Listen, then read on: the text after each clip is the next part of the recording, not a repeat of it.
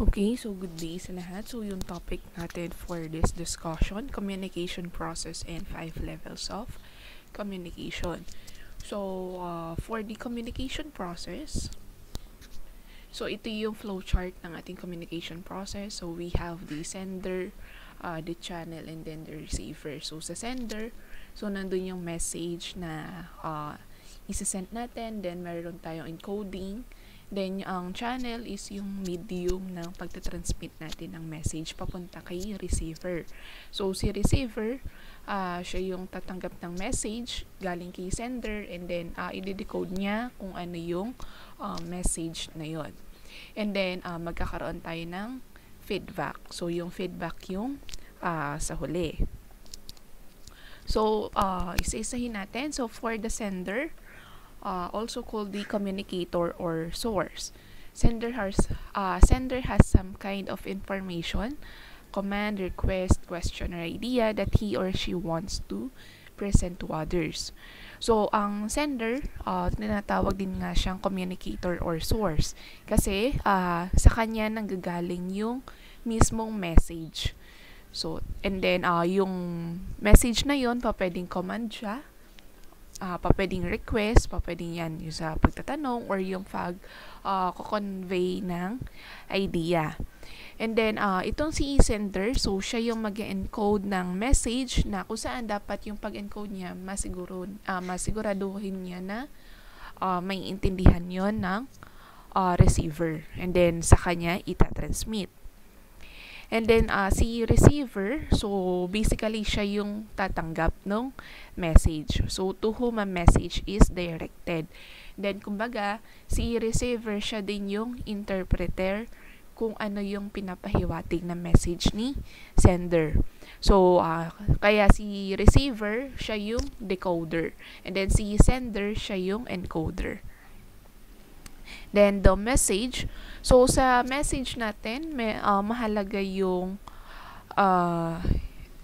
itong 3 key concepts. So, sa message, so meron tayong tone of voice. So, kung paano hinayag ni sender, mataas ba yung boses, malumanay, pagalit, then information that the sender wants to relay. So, yan, yung sa message yun yung information or yung idea or yung opinion or any question or command na galing kay sender. Then also yung body language. So sa body language, yung gesture ng hand movements, yung body posture, kung paano natin iharap yung katawan natin doon sa tao. And then yung sa eye contact. So kasama siya sa body language. Then, medium. So, yung medium natin, yan yung channel. So, yung channel na kung saan dito natin tinatransmit or ito yung ginagamit nating way sa pag-transmit, sa paano natin ito-transmit yung message. So, example ng medium, ayan, yung verbal, yung sasabihin lang natin, or kaya yung sa picture, sa commercial. So, yun, way of medium yun. Then, feedback. So, ang feedback natin, yan yung final point kung saan message has been successfully transmitted and received and understood. So, ang feedback natin, yan yung paano natin na-interpret, paano natin na-intindihan, paano natin nakuha yung message ni sender. Then, feedback may be direct, such as a written or verbal response, or it may take the form of an act or deed in response. Yun yung indirect. So, example ng feedback. So, pag written, di ba, halimbawa, nagkakaroon tayo ng mga orientation, di ba, sa after orientation or after seminar na pinuntahan natin, lagi sila nagpapamigay ng survey forms. Then, doon, nagko-question sila, nagtatanong sila kung naintindihan ba, kumusta yung guest speaker na nagsalita, naintindihan ba yung topic na diniscuss. So, yun, pwedeng written yun. Then, verbal, ayan, yun, directly sasabihin natin na hindi natin naintindihan, ulitin nila yung message na kino-convey nila. So, ganun ang feedback. Then, yung other factor, so, meron tayong noise saka yung sa context. So, pag sinabi nating noise, so, any sort of interference na naapektuhan yung message. Basta ingay siya, background noise, kung ano mang klase ng noise yan, yung mga bata nagtatakbuhan, yung mga sasakyan, yung sa mga aso. So, yan, background noises yan. Tapos, yung context, so, yan yung setting kung saan ginawa yung communication. So, ayan. So, pwedeng sa physical, social, or cultural aspect. So, pag sinabing physical, so, yung physical setting as is siya, kung saan ginanap. Then, yung sa pagdating sa cultural, kasi iba-iba tayo ng culture, so, kapag sinabi mo yung ganitong word sa isang culture, pwedeng offended sa kanila yon kasi iba pala yung meaning sa kanila nun. Nagpunta ka ng probinsya tapos sinabi mo yung ganitong word, para sa atin okay lang siya or pabiro lang, pero pag nasa ibang lugar ka na, katulad ng yan, yung culture nila is talagang probinsyano, so ang interpretation pala nila is mura pala yun or bastos. So ganun ang context. So physical, social, and then cultural. So sa social naman, yan, halimbawa example yung sa mga peers natin, ayan, peers, then yung sa mga tribes, yan yung mga other factors na kung saan pa pwede maka-apekto dun sa message. Then, next one, yung 5 levels of communication. So, sa 5 levels of communication, meron tayo dyan, yung una ay verbal level of communication. So, most apparent level of human communication. So, it includes our selection of words based on an understanding of meaning between the speaker and the listener. So, pag sinabi natin verbal level of communication, yan yung pagsaselect natin ng words. So, kailangan pag magka-convey tayo ng idea natin or ng message natin sa ibang tao, siguraduhin natin yung pipiliin nating words ay maiintindihan din nila. Halimbawa, medical practitioner, nagpa-check up yung isang pasyente. So, kung ang medical practitioner na yun, let's say for example, doctor or yung nurse, masyadong gumagamit ng mga technical or jargon na terminologies at hindi talaga maintindihan ng pasyente, walang patutunguhan yung discussion nila kahit anong explain nung doctor or nurse. So, kailangan kapag mag-explain sa ganun tao, siguraduhin dapat nila na naiintindihan nung pasyente. So, yan. And then, to communicate effectively on the verbal level, select the right words and usage for the context of the conversation, including moral, religious, ethnic, and religious differences. Be clear and concise when possible. Formulate your thoughts to avoid rambling. This is an art of itself. So, ayan.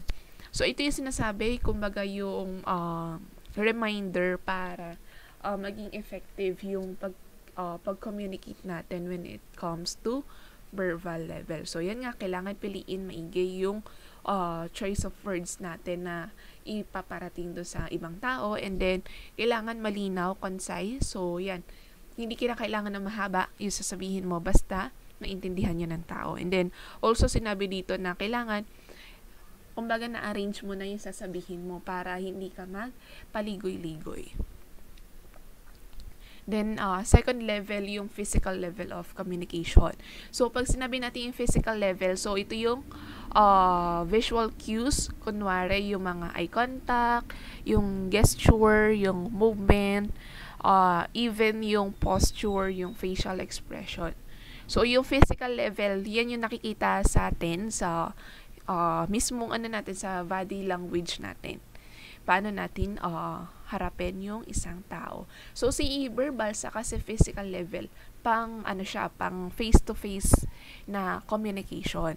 So, pwede naman siya yung, halimbawa, recorded na communication, yung nakikita mo yung mismong tao, yan. Pero, halimbawa, hindi mo makikita yan sa mga pictures, yan, sa mga simpleng magazines lang. So, kailangan nakikita mo yung mismong tao na kino-convey yung message nila. Then, to communicate effectively on the physical level, it's helpful to physically align with others, connecting with them in form and movement. It also helps to be mindful of your posture, facial expression, and hand gesture. So, sa physical level, so, kailangan maging aware tayo sa body movements natin. So, hindi kasi kinakailangan lang na nasa tono lang yan. So, kailangan naka-align din yung body movement natin, yung gesture natin. Kung malumanay tayo nagsasalita, so kailangan yung hand movements natin, hindi yung halimbawa, yung naka-crossed fist, yung mga ganon. Then, third level, yung auditory level of communication. So, ito yung voice natin. So, ito yung may kinalaman sa tone, sa range, yung volume, then yung speed. Then, sila yung mga nakaka-apekto sa message, paano na-interpret ng ibang tao. So, also how we enunciate, inflect, and place emphasis on certain words affects how others interpret the meaning of what we say. So, yung diction natin, yung impit, yung tono, kung saan yung emphasis, 'di ba? Meron tayo yung sa pag nag-aral tayo ng English grammar, yung mga unang English grammar natin, nagsusulat si teacher ng isang sentence, tapos naglalagay siya ng impit kung saan yung emphasis para ma-distinguish natin kung sentence lang ba yun, kung command lang ba yun, or kung pa-question yung sinulat niya. So, ganun yung sa auditory level of communication. And then yung tone natin, so kung nagsasalita ka at kung ang gusto mo lang ipahiwatig dun sa tao is malumanay ka lang, nag-explain ka lang. So, kailangan yung tone of voice natin, hindi siya pasigaw or pagalit. Para hindi ma-misinterpret ng ibang tao. Though, meron tayo dito sa Philippines natin, meron talagang mga dialect na kapag naririnig natin yung dialect na yun, parang yung kausap na yun, yung nagsasalita ay pasigaw. Diba? Halimbawa, nagagalit. Pero yun pala, normal lang sa kanila yun kasi yun yung impit nila, nandun yung tono nila. So, kailangan ma-distinguish natin kung based din sa cultural level. Kung sa mga probinsya na ba yan, or halimbawa sa Batanggenyo, yung sa mga Pangasinan. Yan, sa mga Pangasinan, kunwari, kapag nagsasalita sila, para lagi silang galit. So, ayan. Then, to communicate effectively on the auditory level, become aware of various auditory cues, speaking to others in a manner more akin to their own pace. So, ayan, kailangan aware tayo sa auditory cues, tone, range, volume, and then yung speed. Then, yung paano natin i-pronounce, yung emphasis. Then, fourth level, yung emotional level of communication. So, sa emotional level of communication, so ito yung kailangan si speaker ma-relay niya ng maayos yung emotion niya doon sa message na sa ganun, mas maintindihan yun ng receiver. So, bibihira lang yung nakagawa nung ganitong level of communication. So, kung sa 10 na katao, hindi lahat sila makakagawa ng merong emotional level of communication kasi hindi naman lahat ng tao marunong magpahiwatig ng kanilang emotion. So, yung iba, discreet yung emotion nila, ayaw nilang ipaalam yun sa ibang tao. Kaya, minsan misinterpret yung wordings nila, yung sentence nila. So, ayan. The next, yung energetic level of communication. So, psychic level. So, I think this is the last one. So, encompasses a vast range of unseen factors, including person's level of consciousness, the frequency of harmonics of the message, and other subtle energies. So, sinabi dito, yung reminder is to communicate more effectively, hold the highest intention for the other person's well-being. This requires a unique level of mindfulness, generally cultivated through compassion practices. When we are centered in a state of mastery, we're more likely to access this psychic dimension that holds great treasures of insights into others, helping us communicate with greater ease. So, medyo malalim kasi sa energetic level of communication or yung psychic level. So, sa ano lang, para mas maintindihan lang natin, si psychic level of communication, binanggit dito yung person's level of consciousness. So, pag sinabi kasi natin consciousness, ito yung awareness natin. Ito yung aware tayo sa sinasabi natin, sa ginagawa natin. So, sa psychic level of communication, kailangan hold tight tayo sa consciousness natin. Kasi, yung brain natin, we have 3 levels, 'di ba, ng brain natin, si conscious, si subconscious, tapos si unconscious. So, siguraduhin natin dapat yung words na ibabato natin or yung opinions na sasabihin natin, it comes from our conscious mind.